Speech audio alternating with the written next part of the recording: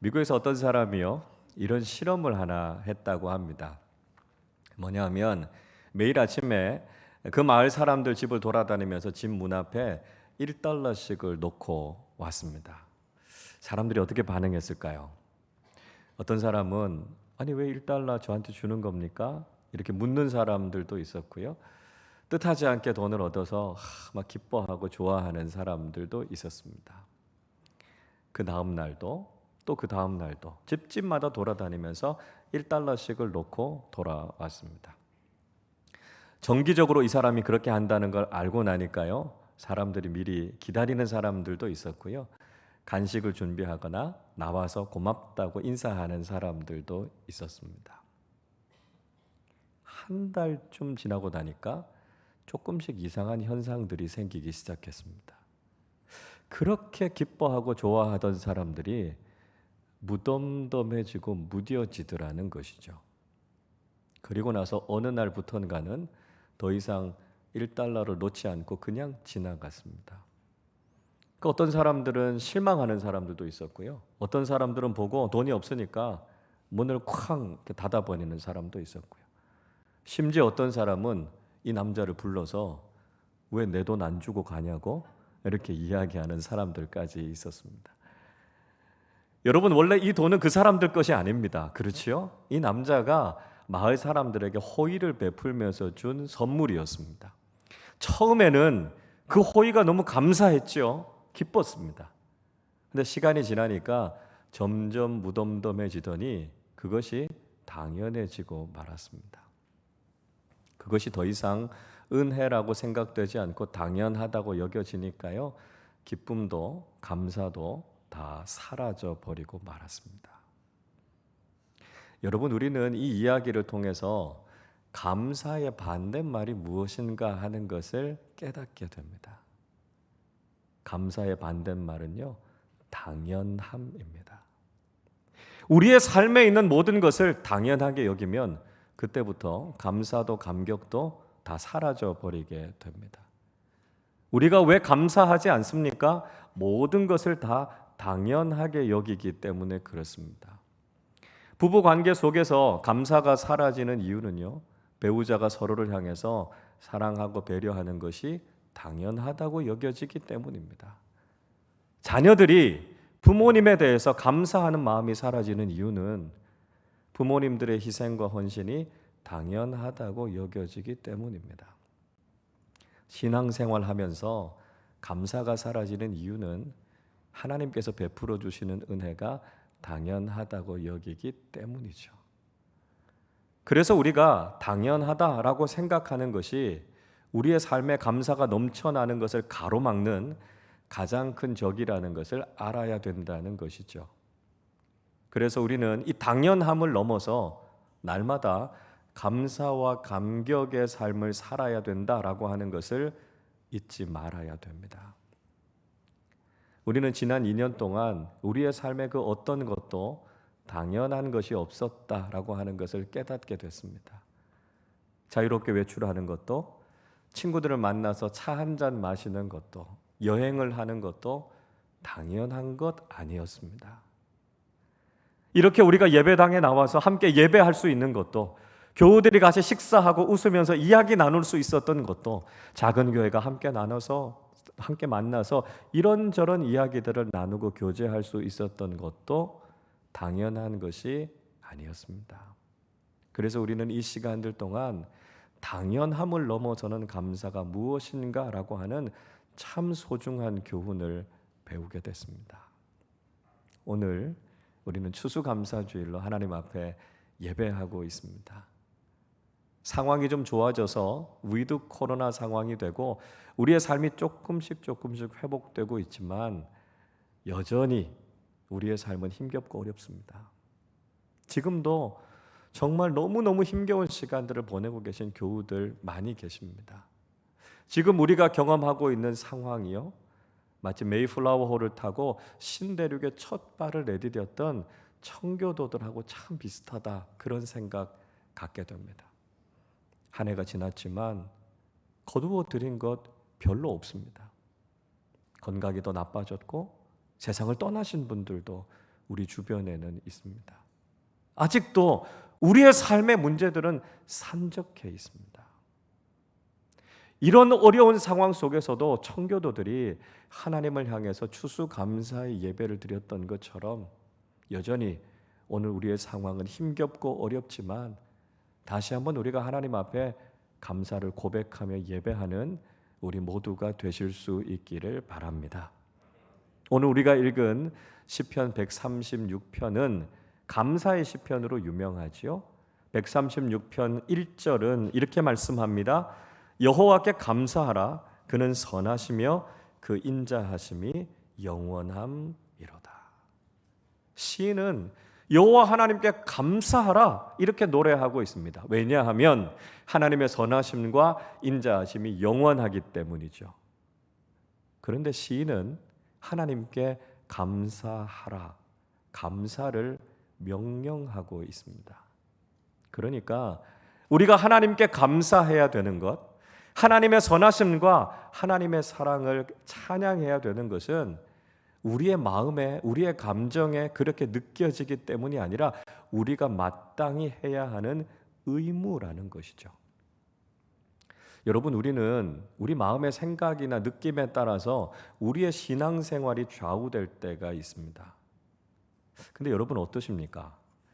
여러분은 여러분의 마음이 얼마나 믿을 수 있다고 생각이 되십니까? 사실 우리 마음의 생각과 감정이라는 것은요, 별로 신뢰할 만한 것이 되지 못합니다. 인간이 죄인이다라고 이야기하는 것은 우리의 지성, 우리의 감정, 우리의 의지가 다 타락했다는 거예요. 올곧고 바르지 못하고요, 그것이 굽어져 있다는 것을 이야기합니다. 그래서 예레미야 선지자는 예레미야 17장 9절에서 이렇게 말씀하지요. 만물보다 거짓되고 심히 부패한 것은 마음이라 이렇게 이야기합니다. 우리의 마음이요, 부패했다는 겁니다. 그래서 우리의 마음에 있는 그대로 살아서는 안 되고요, 내 마음이 하고 싶은 대로 살아서는 안 된다는 것입니다. 자, 그러면 어떻게 해야 된다는 것이죠?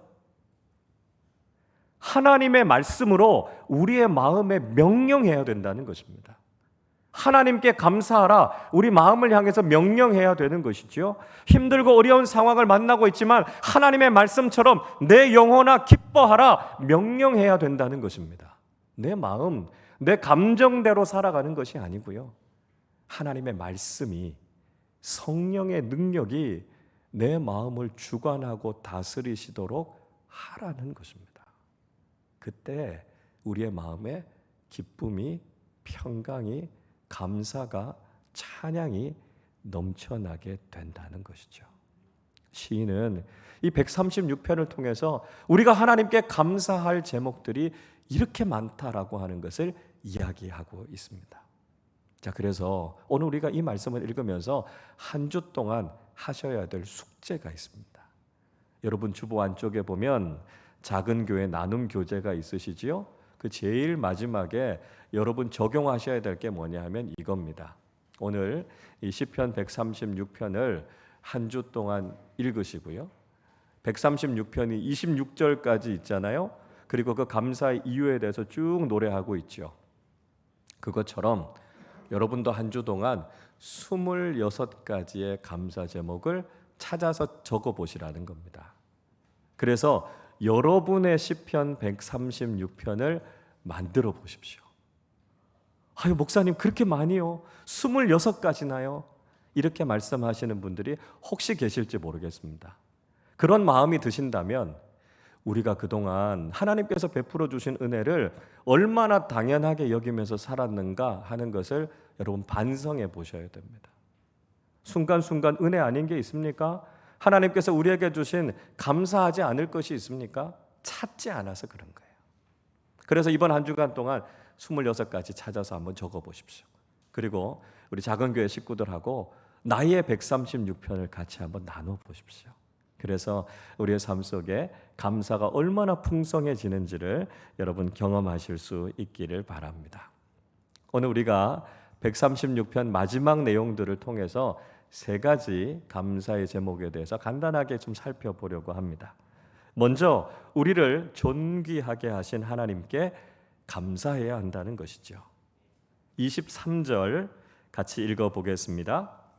우리를 비천한 가운데에서도 구워 격해 주신 이에게 감사하라. 그 인자하심이 영원함이로다.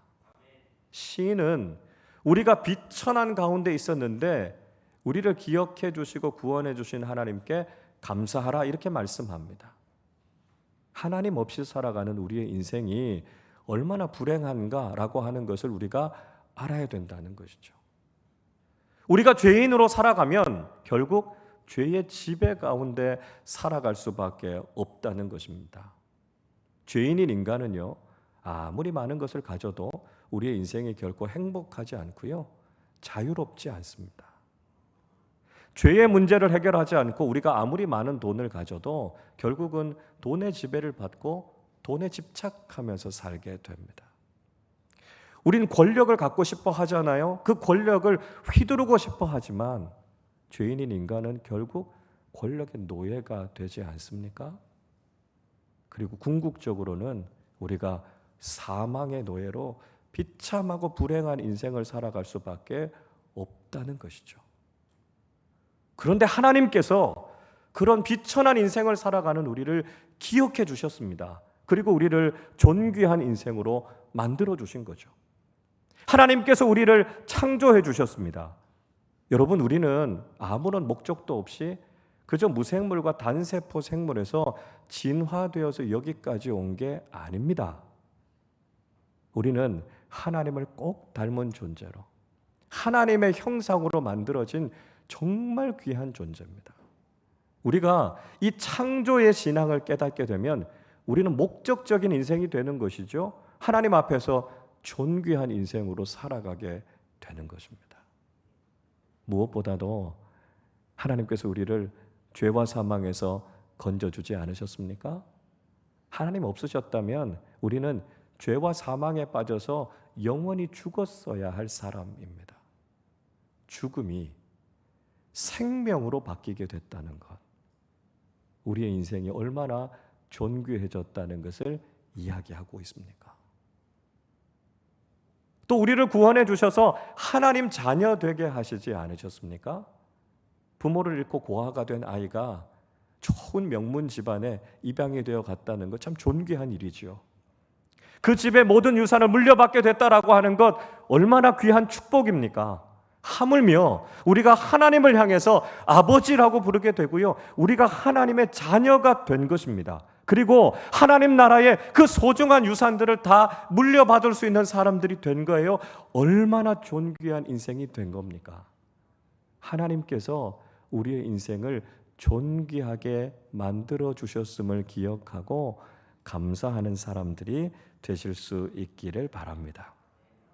둘째로 우리에게 승리를 주신 하나님께 감사해야 한다는 것이죠. 24절 말씀 같이 읽어보겠습니다. 우리를 우리의 대적에게서 건지신 이에게 감사하라. 그 인자하심이 영원함이로다. 자, 시인은 우리를 대적에게서부터 건져주신 하나님, 적들과의 싸움에서 승리하게 하신 하나님께 감사하라 이렇게 노래하고 있습니다. 우리는 하나님이 주신 영원한 생명을 가지고 살아갑니다. 그러나 사탄과 어둠의 영들은 우리 안에 있는 영생을 빼앗기 위해서 우리에게 끊임없이 싸움을 걸어오고 있습니다. 그래서 결국은 우리를 지옥과 영원한 죽음에 빠지게 하려고 하지 않습니까? 그러나 예수 그리스도께서 이미 죄와 죽음의 권세를 다 깨뜨리시고 부활의 승리를 우리에게 허락해 주시지 않으셨습니까? 고린도전서 15장 57절은 이렇게 말씀하지요. 우리 주 예수 그리스도로 말미암아 우리에게 승리를 주시는 하나님께 감사하노니. 승리자 되시는 예수 그리스도께서 우리에게 승리를 주셨다는 거죠. 그래서 우리는 그 승리로 인해서 감사하는 사람들이 되어야 한다는 것입니다. 우리가 이 세상 살아가는 동안 다투지 않고 평화롭게 살아가는 것이 제일 좋은 일이죠. 그래서 우리가 만나는 사람들과 이 세상의 관계 속에서 화평을 누리면서 살아가는 것이 큰 복입니다. 그러나요, 우리가 절대로 화평하게 지내지 못하는 대상이 있습니다. 누굽니까? 우리 원수 사탄 아닙니까? 마귀 아닙니까? 그러니까 우리가 그 대상하고는요, 영적인 싸움을 해야 되는 거죠. 인간적으로, 물리적으로 우리가 싸우고 부딪히고 전쟁하는 거 피해야 됩니다. 그러나 영적인 싸움만은 피해서는 안 된다는 것이죠. 우리가 영적인 군사로서 믿음으로 싸우는 삶을 살아야 된다는 것입니다. 그러나 여러분, 걱정하지 마십시오. 염려하지 마십시오. 왜요? 이미 예수 그리스도를 통해서 이긴 싸움을 우리는 하고 있는 겁니다. 하나님께서 이미 우리에게 승리를 주신 그 싸움에 우리가 동참하고 있는 거예요. 그래서 우리는 반드시 승리할 겁니다. 날마다 우리에게 승리를 주시는 하나님께 감사하실 수 있기를 바랍니다. 셋째로, 우리에게 양식을 주시는 하나님께 감사해야 한다는 것입니다. 25절 같이 읽어보겠습니다. 모든 육체에게 먹을 것을 주신 이에게 감사하라. 그 인자하심이 영원함이로다. 모든 육체에게 먹을 것을 주신 이에게 감사하라 말씀합니다. 하나님은 모든 생명을 다 창조하셨고요, 그들을 먹이십니다. 때를 따라 양식을 주시고 때로는 기적적인 방법으로도 먹이시죠. 그 대표적인 예가 광야길을 걸어가고 있던 이스라엘 백성들에게 만나를 먹이신 사건 아닙니까? 신약에서는 벳세다 들녘에서 예수님께서 오병이어를 통해서 5천 명을 먹이신 사건 아닙니까? 여러분, 하나님은 우리 인생에 양식이 필요하다는 걸 알고 계십니다. 우리가 일용할 양식을 가지고 기도하는 것 전혀 문제될 것이 없습니다. 그래서 예수님께서 마태복음 6장 11절에서 이렇게 기도하라고 가르치시죠. 오늘 우리에게 일용할 양식을 주시옵고. 하나님 앞에 우리의 필요를 위해서 기도할 때 신실하신 하나님께서는 우리의 필요를 채워주시는 은혜를 경험하게 된다는 것입니다. 그런데 안타까운 것은 지금도 지구상의 3분의 1의 사람들은 굶주림에 허덕이고 있습니다. 영양실조, 기아의 문제로 인해서 지금도 많은 사람들이 죽어가고 있습니다. 이런 현상들을 보면서 사람들은 하나님을 탓하죠. 아니, 왜 하나님께서 이 많은 사람들이 굶어 죽게 내버려 두시느냐는 겁니다. 그러면서도 하나님께서 모든 사람들에게 양식을 주신다라고 하는 것을 믿을 수 있느냐고 반문할지도 모릅니다. 여러분 어떻습니까? 그게 하나님 탓입니까? 하나님이 그들을 먹이시지 않으신 것입니까? 아니지 않습니까? 이미 지구상에는 모든 사람들이 다 먹고도 남을 만큼 충분한 양식이 생산되고 있습니다. 그러나 나 혼자만 먹겠다는 인간의 이기적인 욕심과 잘못된 권력이 이루어 놓은 불공평함 때문에 지금도 이런 문제들이 일어나고 있는 것 아닙니까? 이런 상황 속에서 우리는 불평할 것이 아니라 그리스도인의 사명을 발견해야 됩니다. 우리가 살아가고 있는 이 시대가 이런 모습이기 때문에 우리 그리스도인들이 해야 할 역할이 있다는 것이죠. 그것은 감사를 깨달은 우리가 우리의 가진 것을 나누는 삶을 살아야 한다는 것입니다. 오병이어의 기적의 현장 속에서 예수님께서 제자들에게 무엇이라고 말씀하셨습니까?